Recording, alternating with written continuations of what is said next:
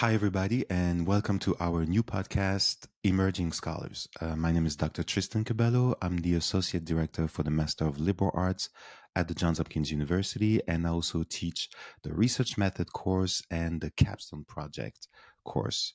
Now, these courses are very popular among our students in the MLA program, but every year, current and prospective students are asking me the same questions. What are students in those courses researching? How can these courses help me? So this year, students in the graduate project have decided to create a podcast showcasing their research. And today, I'm joined by Ellie Martin, a recent graduate of the program. Thank you, Ellie, for joining us, and it's very good to see you. Thanks so much. Great to see you too, Dr. Cabello. So the first question that I have for you, Ellie, is very straightforward. Can you summarize briefly your project, your research? What was it about? Yeah, so I researched the philosophy and history of the elective system in American higher education. So specifically, I was looking at a president of Harvard, Charles William Eliot. He was president in the 1860s to 1909. He had an exceptionally long presidency. And he's the one that really drove the elective system into common practice. And so I was, as a liberal arts student, in the MLA, we're studying all the disciplines. We're not really focusing, and it's the intention is to be more broadly educated. And so when I was approaching my capstone, I wanted to consider why we focus so much in higher education now, and when that shift occurred. So I looked into Eliot's philosophy of education when he implemented the elective system and his reasons for doing so. I always tell students that it's better to have a personal connection to the research that you're doing, because after all, you are going to do this research for close to sometimes 6-7 months, right? Why were you interested in this project? What was your personal connection? As an undergraduate, I was in an honors college that was it was all of my general education. So I did this honors college, and then I had my major alongside that, and it was the most formative time of my undergraduate experience. And graduating from that, as a new graduate, I started working for the honors college, and I still work for them today. And so being in admissions and trying to recruit students for the program and working in the academic side of things, I was kind of constantly faced with the question of why go to college, why do this, and specifically why is general education half of your degree, and why are you spending so much time on this if college is only for your future career? Why not cut it down to 2 years? Why not just go to trade school? And so when considering all those questions, that I thought of, or I came up with the idea of researching Eliot in particular from another class I took in the MLA, Leadership in the Classics. And in that class, we read very briefly, just like 2 pages about Eliot, and it was the first time I had heard of him. And I was like, oh my goodness, that's it. That Great. Really draws together so many things. And so that's how I came up with it. Yeah, great. Can you summarize also your scholarly contribution? Again, when you are doing the capstone project, the graduate project, the goal is really to advance your field of study. So what is your contribution to the field? Yes. So the more that I started to look into Eliot, when I decided to do Eliot, I didn't know what I was going to do, where the research was going to take me. So I just started reading about him and finding everything I could. And the more I looked into him, the more I noticed that scholars were mentioning, sort of in passing and sort of on the side, that he may have had very strong ties to the social Darwinist movement that was kind of coming to light in that era. And specifically, he was really in favor of Herbert Spencer, who was a very famous social Darwinist at the time.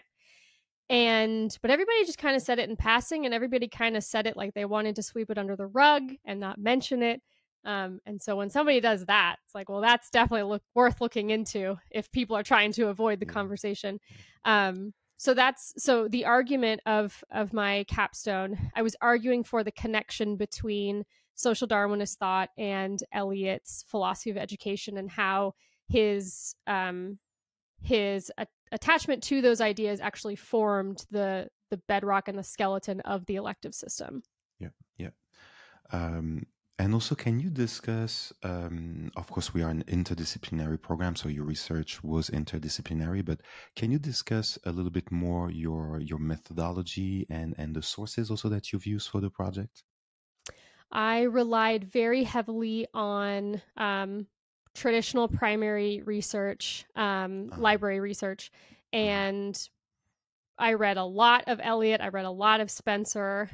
So primary sources there, and then a ton of secondary literature. Yeah. So since the MLA is a more remote program, I had access to all of Johns Hopkins remote library Mm-hmm. stuff. So all of the articles and databases and stuff like that. And there are a ton of books that have been digitized and put online. Yeah.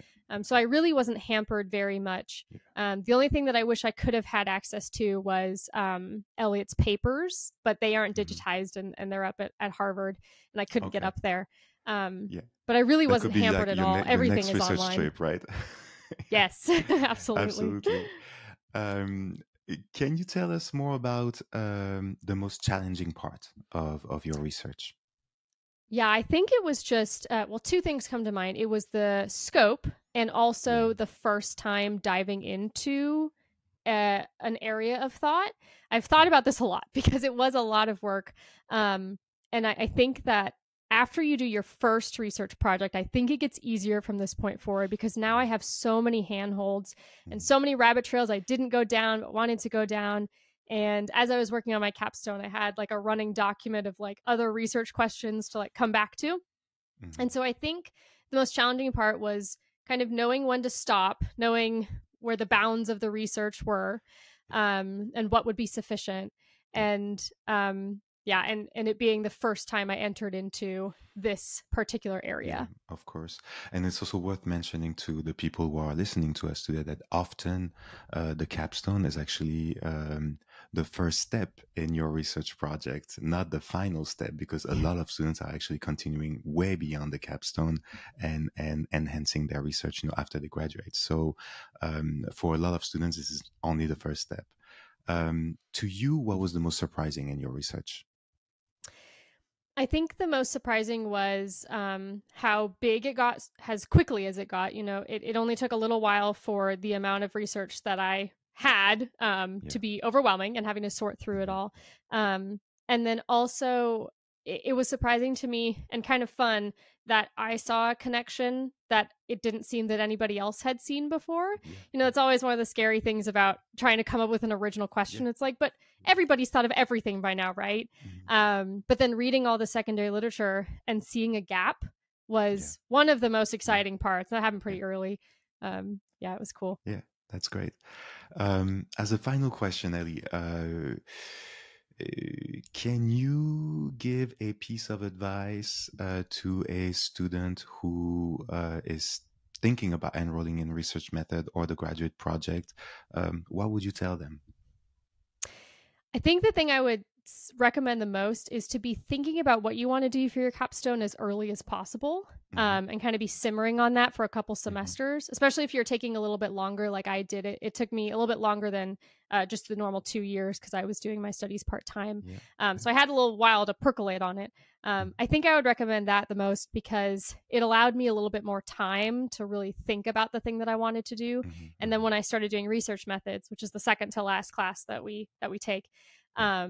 I knew exactly the project I wanted to do, and I could just dive right in Yeah. and go all Yeah. the way through to the capstone. Yeah. Yeah. Yeah. That's a good advice here. Ellie, thank you so much for taking the time to speak with me today. I'm sure that this conversation was really inspiring for our students. And to everybody who's watching and listening, stay tuned for our next episode. It's coming up in 2 weeks from now. Thank you so much, Ellie. Thanks so much.